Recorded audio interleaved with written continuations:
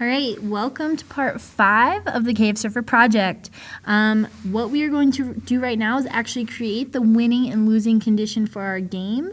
And we're also going to use some functions in here so that it makes it really easy to update those winning and losing conditions. So the first thing you want to do is make sure your main character sprite is selected. And then we're going to create 2 functions, one named win and one named lose. So we'll go to the more blocks menu. You can see our start game function that's right here. We're going to click make a block, and let's do the winning condition first. So win, and then we've got define win over here, and we can go ahead and create lose at this point. Now we need to decide what we actually want to happen when the player loses and wins the game. I've given you some ideas that could, in your packets, that might be tell the player that they've actually won, or say sorry you lost, or oh no you crashed. We can make it change costumes, play a sound, change a color effect, and also use it to stop all the other scripts. So how about when they win, we make it say, congratulations, you won, or something like that. So say, nice work, you won. And when they lose, we can have them say, arg, for crashing into the wall. Maybe that hurt.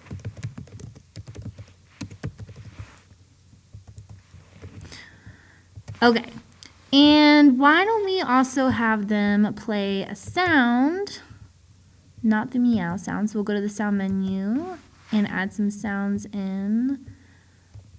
How about we make them do,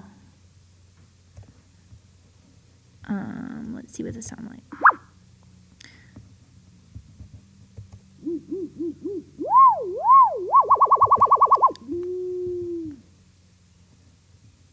I like the whoop sound for when they lose, and I'll add one for when they win.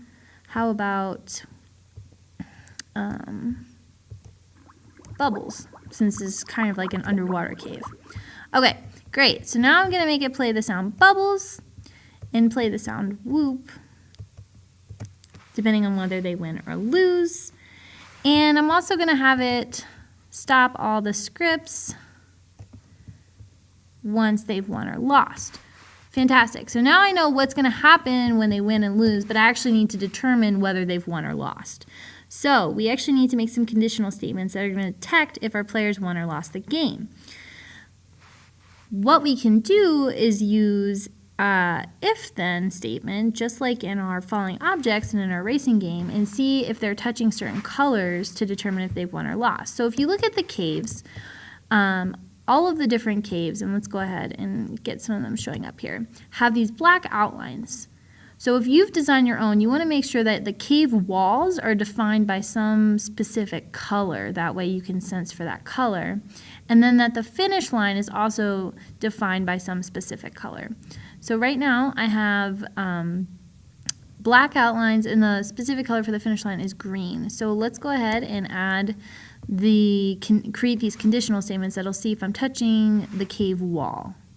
So if I'm touching the cave wall, which we said is this color, this defined by the black line here. So I'm going to go look for color, touching color, and I can touch the black line down here. So if I'm touching the color black, then I want it to call the function lose.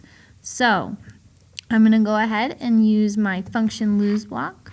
And then I want to make the winning condition as well. So I'm going to use another if-then statement and say if I'm touching the color of the finish line, which is a green color, then I have won, and I want it to call the function win.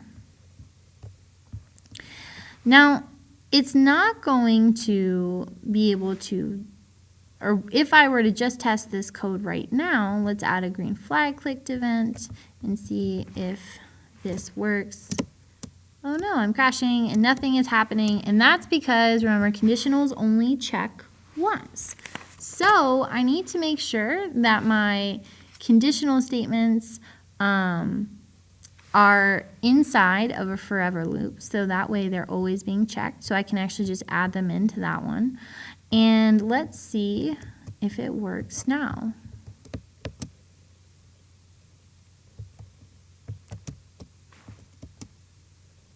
Let's try again.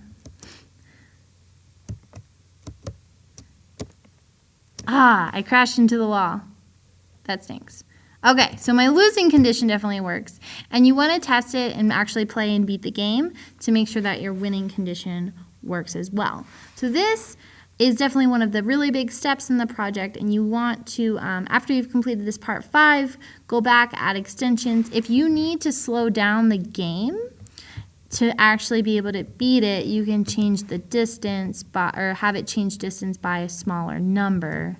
That way you can play all the way to the end. Oops.